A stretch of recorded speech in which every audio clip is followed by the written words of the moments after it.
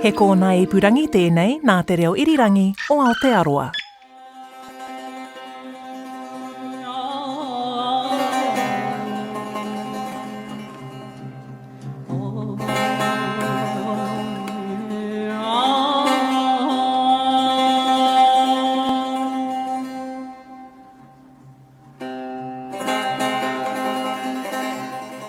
We are all connected. When you go to music, we go like to traditional music, you can find roots that are like, we are all together. We used to be one. You live in history. You just go back probably 100 years ago, and instead of you reading the history, you live it. You live that life. Esmail Fathi is an Iranian singer and multi-instrumentalist from Christchurch. That's him singing with the Simurgh ensemble.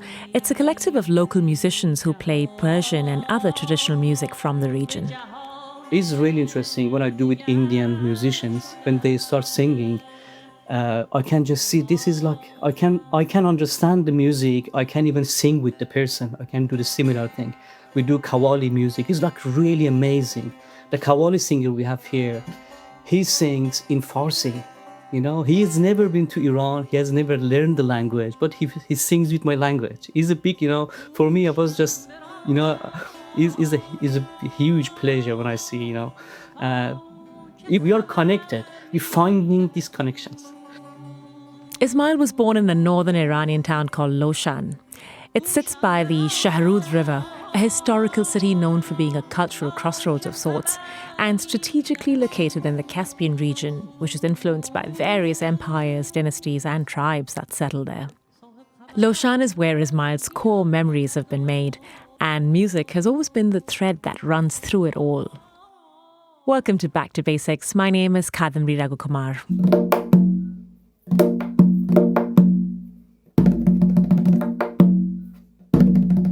بله و بله و بله دیگه بله و بله و بله دیگه بله و بله و بله دیگه بله و بله و بله دیگه بله و بله و بله دیگه. It's like 6/8. It's like Persian 6/8. That is very famous.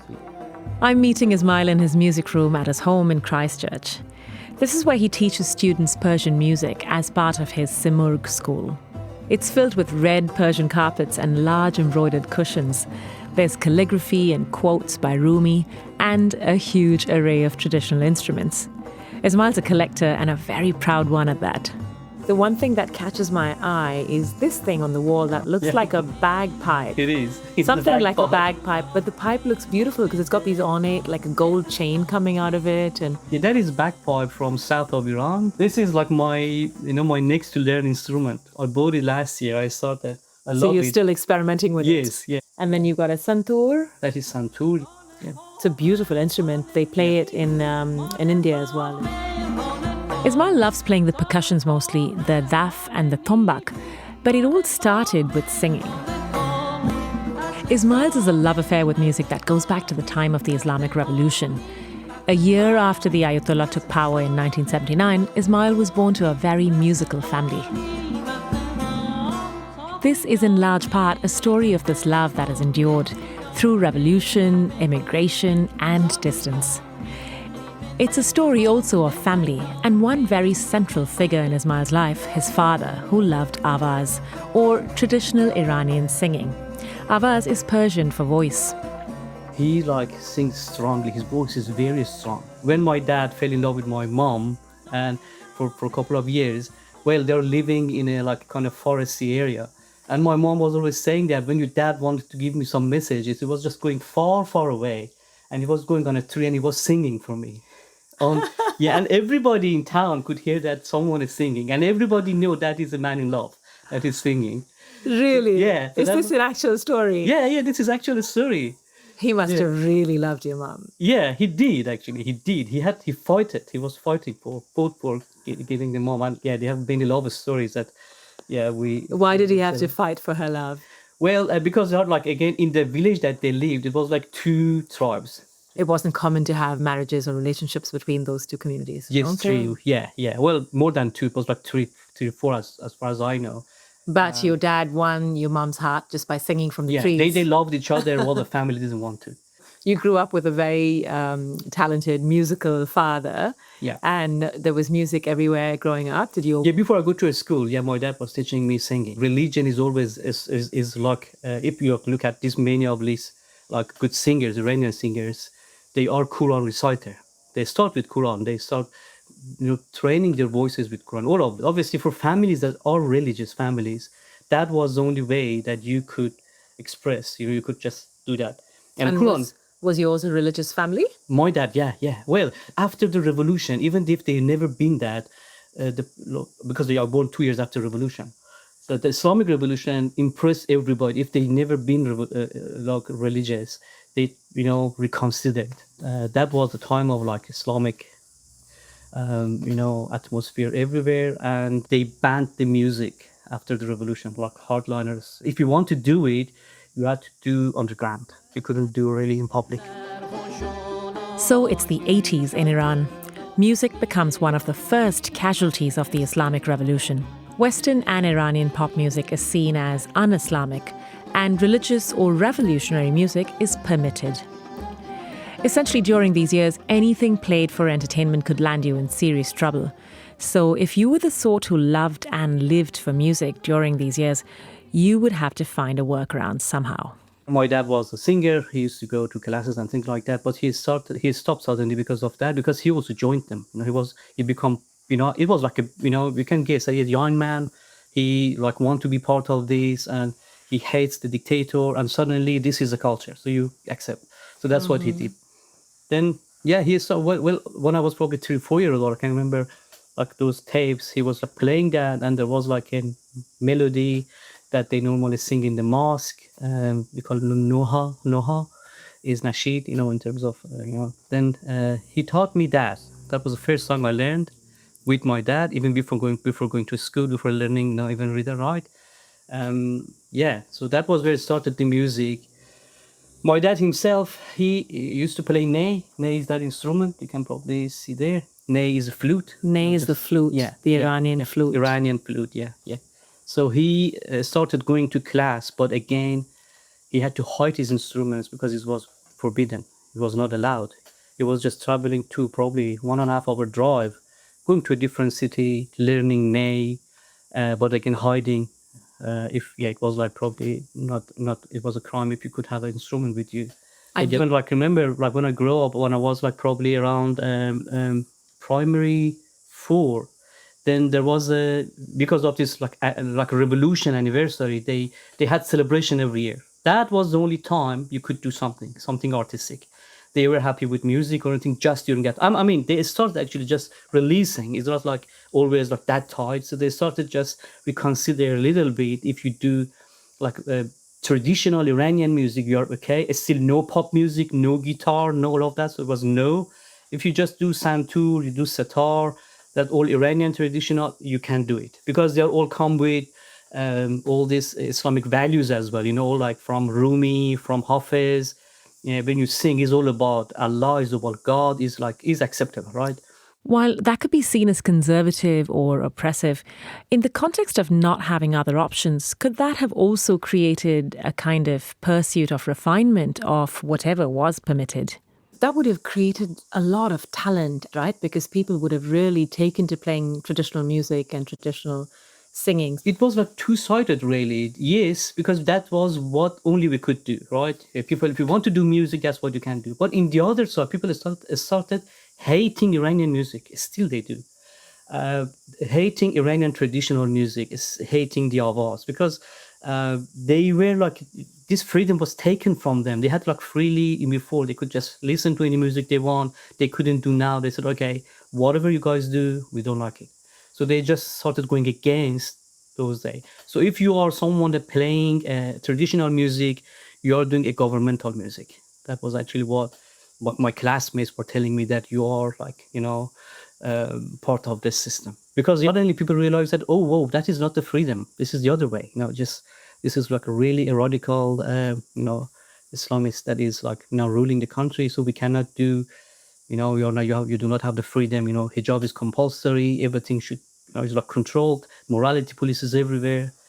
So that was the time it started, that people started not liking Iranian traditional music. So it was during these years that you took to playing instruments, that you started learning to play instruments, and you were learning through all of these years of the post-revolution Iran. Yeah. So what instrument did you sort of take a liking to in those years? I go everywhere with this. Is my friend. That's the tombak.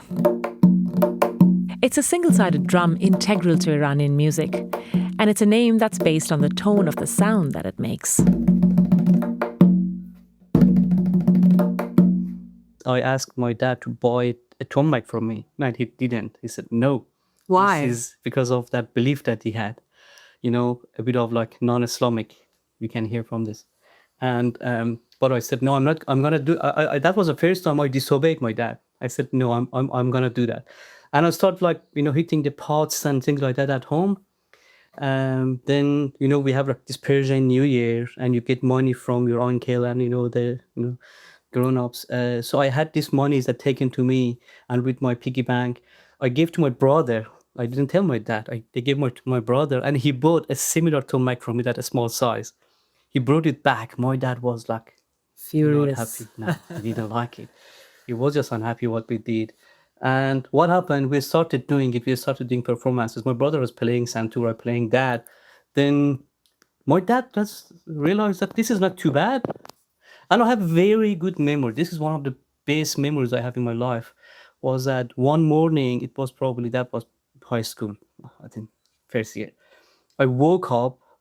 We normally like sleep on the floor. We don't have bed, those days. I woke up and I looked back and I saw something beautiful. I couldn't believe it. Still, I have this joy here. My dad bought me a tombak. A proper one. And that tombak is my friend from that time. I'm having it always with me. Oh my gosh, God. You brought it to New Zealand with you. The seal I can compare with other tombaks. It's like doesn't probably sound now good because of the weather. But this was just there. I looked at that and I couldn't believe my eyes. Yeah. So it's like how many years? It's probably now 30 years with me. And it's been everywhere with you. Yeah, it's everywhere with me. Yeah, wherever I go, this is the first luggage. Yeah, after that, then we become a group. My dad was singing. We have four brothers. One of my brothers singing. One of them is playing sitar, one playing santur, one playing this, that, me. And all of us singing, all brothers, and my dad was like singer. So then we started having weekly, parties at home for music. Weekly. So every week my dad had friends coming to our house. We play music. So that was a good memory of like the childhood. Where are your parents now? Yeah, they are in north of Iran, in Gilan, Loshan, basically. And so sometimes when I go back, my mom's wish is that we perform all brothers together again. So that is what we normally do as a gift to my mom. So we just sit together again. We haven't practiced with each other for probably years and years, but we just find songs that all we know, and we just try to have like 1 hour jamming together at home. Then they just wait again till I go back again, and we do that. So that is like still A family tradition. family tradition for us. Yeah. In many ways, while the vast majority of Iranians had no choice but to go with the flow of things post-revolution, sticking with your love for music through those years of bans was in itself an act of resistance. And to get a sense of how deeply connected Iranians are to their music and cultural heritage, you've got to look at the sheer dedication of how it was taught and learned by people like Esmail during those years. That is my dad's classmate. I'll put the photo there. Ustad Sarafi. He lives in a different city, and my dad again used to go to his class for singing. He has an amazing voice. This guy has traveled all country. He had like 2,000 to 3,000 of tapes from like folk music and everything. This man on the photograph on the wall. Ustad Sagafi is this man on a photo in the music room. He's wearing a white shirt with combed back grey hair and large eyes, and he seems surrounded by people looking at him. This is like a free class. We used to go. He was a kind of a spiritual person. He didn't charge. He had like 1 day a week, and like probably 50, 60 people come to his house. He was sitting at the center, people around him. And we don't really always expect when we go there. It's like 2 hours travel for me as a high school, student. I had to just go to the road, go to different city alone that time, and come back probably 11, 12 midnight, on the road because we didn't have car and I wasn't driving. So that was like we go there, we don't even have the hope that we get to listen today because 60 people are in the queue. And he was just sometimes looking around and picking someone come from and teaching him. And I was going there just to watch him. I was going there, I wasn't going to learn anything. I was just going to see this man every week. Yeah, because my brother was actually learning, I was, singing with him. Yeah, but I was just accompanying my brother, we're going together. Then he introduced me to a tombak master. He said, okay, go to Mr. Bajalan that is teaching music. We went there. I was just going to his class, like a probably 16-year-old. I was going to his class, listening to him. Then I was going to a different city again, like 1 hour from that city to different city to learn tombak. And when I was just sitting in his class, one day he called me and said, hey, why you don't want to learn sitar? So come on, I can teach you sitar. Then that's the time I started this. I started learning the sitar. It's not tuned. It's okay. Ooh, That is a simple instrument. You play with your nail, one nail.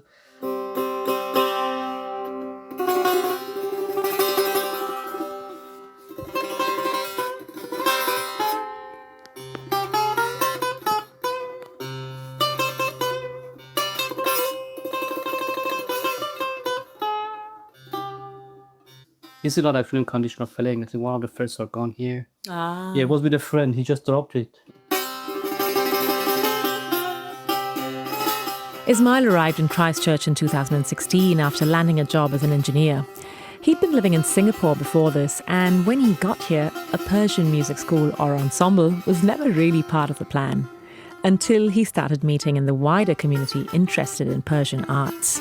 And I started connecting with Iranians here. It's important for me to have like Iranian culture, keep the language, keep everything, bring that with me, don't leave it behind. So that's why I brought that, and we started doing some performances. I've done with so many people. I'm the person that was always there from 2016. People come and go. We have some people in Christchurch. I think they're really asset to our city, very valuable. I was lucky. Liam Oliver, together we established this Simurgh music. He is a full-time musician. He's a big fan, and he is a big motivation as well to do this together. And he knows some of the Iranian instruments as well. He always organizes, events. It's not always music. It comes with poem that has a meaning behind it. Comes and with the culture comes with it. With the dance, sometimes it comes with. It is a package. I always say, it is not just a melody. It comes with everything. And even I believe that the musician himself, they're also important. How they think, their belief system is really important for the music. I'm not a fan of just go and play a melody and go out from a note. I don't really like just a note music. I want to have all of this together, and I really like to perform with people that I like their beliefs as well. Things in Iran are very difficult right now for your people, and the country is going through a huge transition. What does that make you feel as an artist growing up in Iran but living here in Christchurch? Well, do you want me to cry? This makes me cry. When you say that name, talking about Iran, I want to really cry, to be honest. It's a very, very bad situation at the moment. You just see it's like talking about your mom. It's like a mother, right? For us, it's a mother. That is our homeland. And everybody's talking about it. It's devastating, bombing it and changing it. And it's a very mixed feeling for me, honestly. Going back, staying here, I don't know, honestly. Honestly, I don't know. It's a tough time. It's a tough time, yeah. I really miss, obviously, in terms of music, great musicians are there. When I go to concerts, meet the great musicians, all of them are in their dance, You can just go learn, see, talk with the people, catch up with the friends. But I mean, they're all complaining. They're not happy. Music from the start wasn't always supported by any organization. You had to just fight for you to be able to perform and be on the stage and always we used to have cancellation of the music. You had to just apply for permission from the government authorities to let you even do simple performances, a lot of paperwork, and we have like memories of like not being able to play your simple good music. And we have this freedom here, you know. I like this freedom that you can do whatever you want, but obviously we are limited with the number of musicians that they know the music, so we cannot do this music in terms of like in New Zealand, in Christchurch. So I don't know what's gonna happen in future in Iran, but I'm just wishing for more, you know, freedom, at least for the art and music, and good transition.